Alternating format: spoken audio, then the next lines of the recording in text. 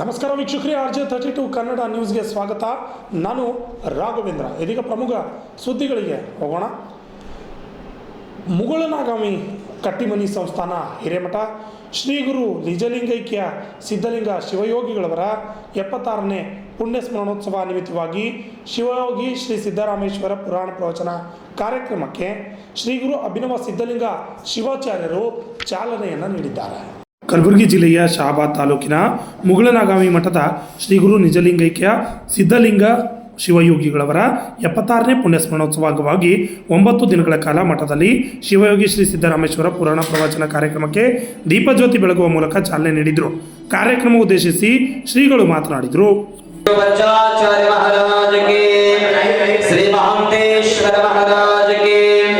ಸಿದ್ಧಲಿಂಗ ಶಿವಾಚಾರ್ಯ ಮಹಾರಾಜ K, Abhinava Siddhalinga Shivacharya ಮಹಾರಾಜ K, ಜೈ ಮಂಗಲಂ ಜೈ ನಮಃ ಪಾರ್ವತಿ ಪದೇ ಶಿವ ಹರ ಹರ.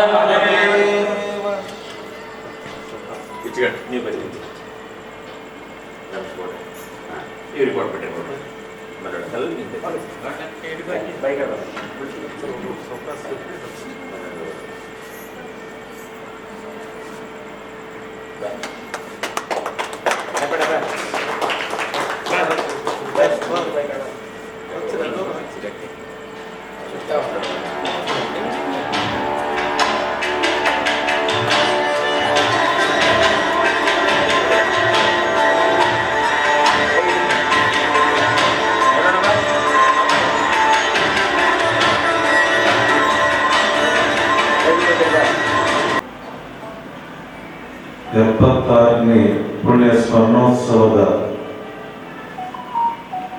ಪರಮ ಪೂಜ್ಯರು, ತ್ರಿವಿಧ ದಾಸೋಹಿಗಳು, ಲಿಂಗವ ಪೂಜಿಸಿ ಲಿಂಗವೇ ತಾವಾಗಿ ಮಹಾಲಿಂಗ ಮೂರ್ತಿಯಾಗಿರ್ತಕ್ಕಂಥ ಜಗಜ್ಯೋತಿ ನಿಜಲಿಂಗೈಕ್ಯ ಸಿದ್ಧಲಿಂಗ ಶಿವಯೋಗಿಗಳನ್ನ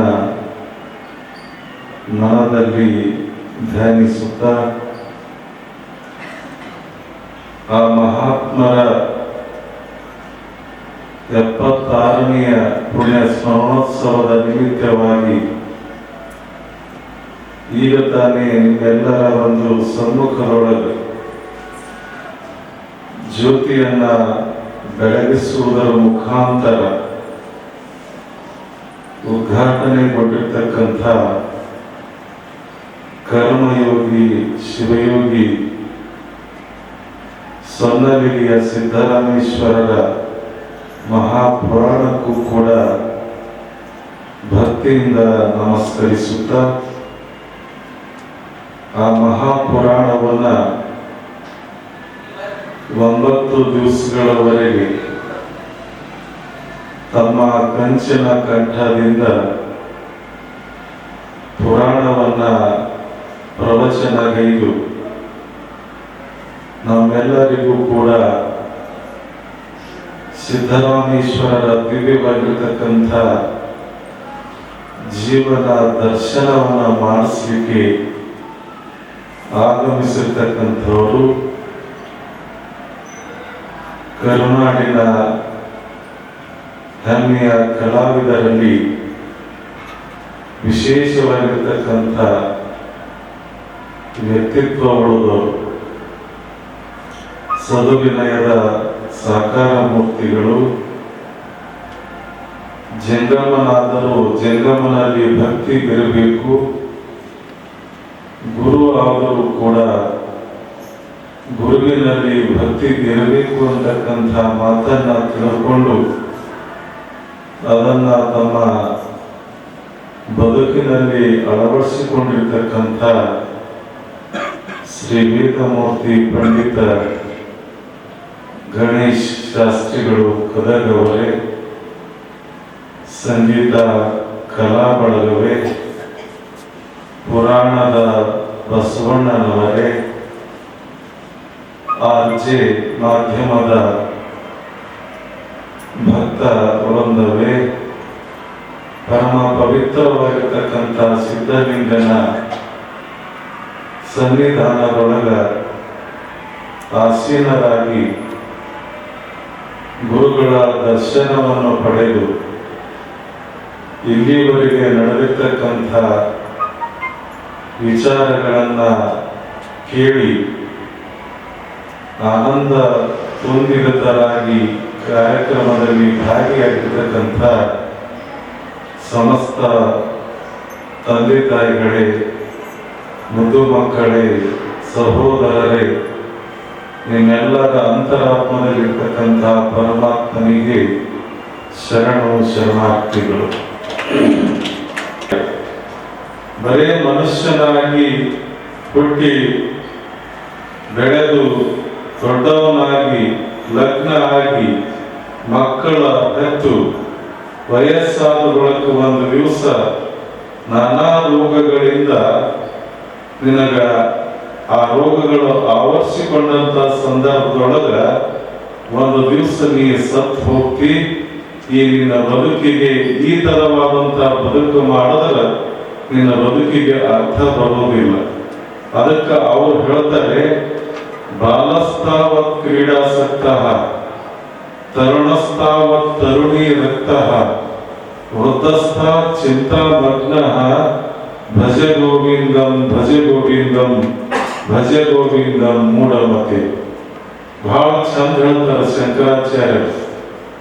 ಬಾಲ್ಯದಲ್ಲಿ ಆಟ ಪಾಠಗಳಲ್ಲಿ ಕಾಲವನ್ನು ಕಳೆದಿ, ಯೌವನದಲ್ಲಿ ಲಗ್ನ ಮುಹೂರ್ತ ಹೆಣ್ಣು ಮಣ್ಣುಗಳಲ್ಲಿ ಪಾದವನ್ನು ಕಳೆದಿ, ಮುಪ್ಪಾವಸ್ಥೆಯಲ್ಲಿ ಅನೇಕ ರೋಗ ರುಜಿನಗಳು ಆವರಿಸಿಕೊಂಡಂತಹ ಸಂದರ್ಭದೊಳಗ ಶರೀರ ಮುಪ್ಪಾಗಿ ಸವಿದು ಅದು ಒಂದು ದಿವಸ ಸತ್ತು ಹೋಗ್ತಿ.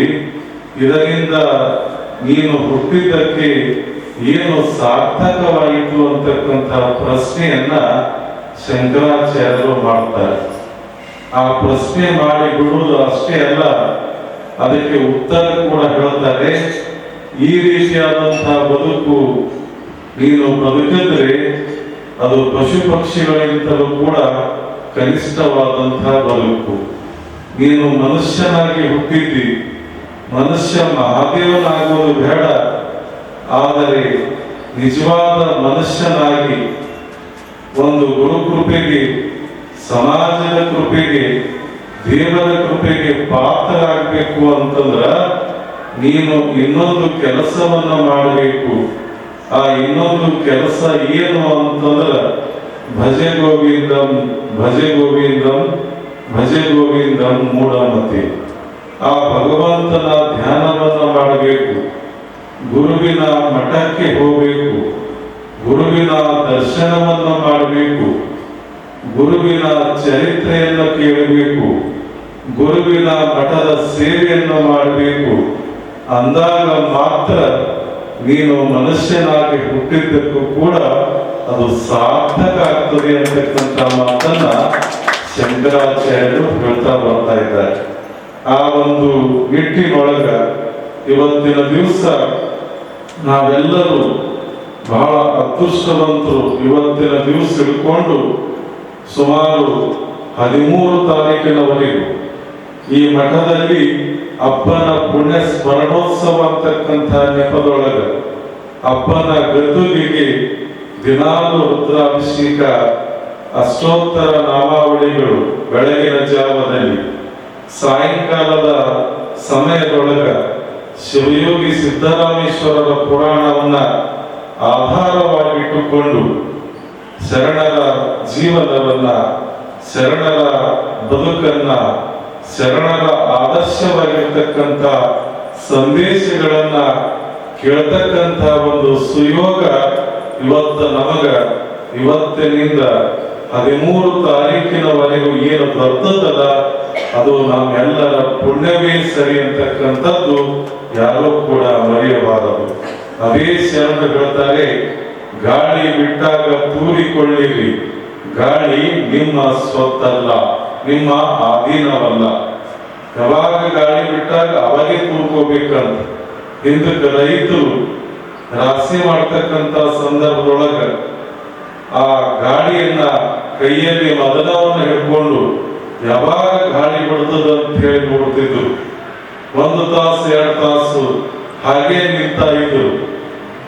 ಅರ್ಧ ತಾಸುವರೆಗೂ ಕೈಯಲ್ಲಿ ಮದನ ಹುಟ್ಟಿ ಹಿಡ್ಕೊಂಡು ಹಾಗೆ ನಿಂತ ಇದ್ರು. ಯಾಕಪ್ಪ ಅಂತಂದ್ರ ಗಾಳಿ ಬಿಟ್ಟಾಗೆ ತೂರ್ಕೊಳ್ಬೇಕು, ಅಂದಾಗೆ ರಾಶಿ ಆಗ್ತದ. ಆ ರಾಶಿ ಧಾನ್ಯವಾಗಿ ನಮಗ್ ಕಾಣ್ತದ, ಅದು ಮನೆಗೆ ತಂದ್ರ ನಮಗ ಉಪಯೋಗ ಆಗ್ತದ. ಹಂಗ ಶರಣರು ಕೂಡ ಹೇಳ್ತಾರೆ, ರೈತನಾದಂಥವನು ರಾಶಿ ಮಾಡ್ತಕ್ಕಂಥ ರೈತ ಗಾಳಿಯನ್ನ ಹೆಂಗ ನಿರೀಕ್ಷಣೆ ಮಾಡ್ತಾನಲ್ಲ, ಗಾಳಿ ಬಿಟ್ಟಾಗ ಹೆಂಗ ತೂರ್ ಕೊಡ್ತಾನಲ್ಲ, ಹಾಗೆ ಭಕ್ತನಾದಂಥವನು ಕೂಡ ಗಾಳಿ ಬಿಟ್ಟಾಗ ತೂರಿಕೊಳ್ಳಿರಿ, ಗಾಳಿ ನಿಮ್ಮ ಅಧೀನವಲ್ಲ. ನೀವು ಬಾ ಅಂದಾಗ ಬರ್ಲಕ್ಕ ಗಾಳಿ ನಿಮ್ಮ ಹೊಟ್ಟೆ ಹುಟ್ಟಿರ್ತಕ್ಕಂಥ ಮಗ ಅಂತೂ ಅಲ್ಲವೇ ಅಲ್ಲ. ಅದು ಯಾವಾಗ ಬಿಡ್ತದ ಅವಾಗೇ ರೈತ ತೂರಿಕೊಳ್ಳುವ ಹಾಗೆ ನೀವು ಕೂಡ ಈಗ ಇವತ್ತು ಪ್ರಾರಂಭಗೊಂಡಿರ್ತಕ್ಕಂಥ ಅಪ್ಪನ ಮಠದಲ್ಲಿ ಸಿದ್ದರಾಮ ಶಿವಯೋಗಿಗಳ ಪುರಾಣ ಅಂತಕ್ಕಂಥ ಈ ಪುಣ್ಯದ ಗಾಳಿ ಸುಮಾರು 13 ತಾರೀಕಿನವರೆಗೂ ಈ ಕಾರ್ಯಕ್ರಮ ನಡೀತದ. ಆ ಗಾಳಿ ನಮ್ಮ ಮದನವನ್ನ ಸ್ವಚ್ಛ ಮಾಡಿ ಧಾನ್ಯವನ್ನ ಕೊಟ್ರೆ ಈ ಪುರಾಣ ಪುಣ್ಯಕಥೆ ಅಂತಕ್ಕಂಥ ಗಾಳಿಯಲ್ಲಿ ನಾವು ಬಂದು ತಾಸು 2 ತಾಸು ಕೂತ್ಕೊಂಡು ಆ ಪುರಾಣ ಅಂತಕ್ಕಂಥದ್ದು ನಾವು ಕೇಳಿದಾಗ ನಮಗೆ ಹತ್ತಿರ್ತಕ್ಕಂಥ ನಾವು ಮಾಡಿರ್ತಕ್ಕಂಥ ಪಾಪದ ಕೆಲಸ ಶಾಸ್ತ್ರಿಗಳವರು ಹೇಳಿದ್ರು, ಒಮ್ಮೊಮ್ಮೆ ಕೈಯಿಂದ ಏನೋ ತಪ್ಪಾಗ್ತವೆ, ಒಮ್ಮೊಮ್ಮೆ ಬಾಯಿಂದ ಏನೋ ತಪ್ಪಾಗ್ತವೆ, ಒಮ್ಮೊಮ್ಮೆ ಕಣ್ಣಿನಿಂದ ಕೂಡ ಏನೇನೋ ತಪ್ಪಾಗ್ತವೆ. ಅವೆಲ್ಲವೂ ಕೂಡ ಪಾಪ ನಮಗೆ ಹತ್ತಿರ್ತದ. ಅದಕ್ಕೆ ಆ ಪಾಪದಿಂದ ಮುಕ್ತರಾಗಿ ನಾವು ಮೋಕ್ಷ ಪಡಿಬೇಕು ಅಂತಂದ್ರ ಇಂಥ ಪುರಾಣ ಪ್ರವಚನ ಅಂತ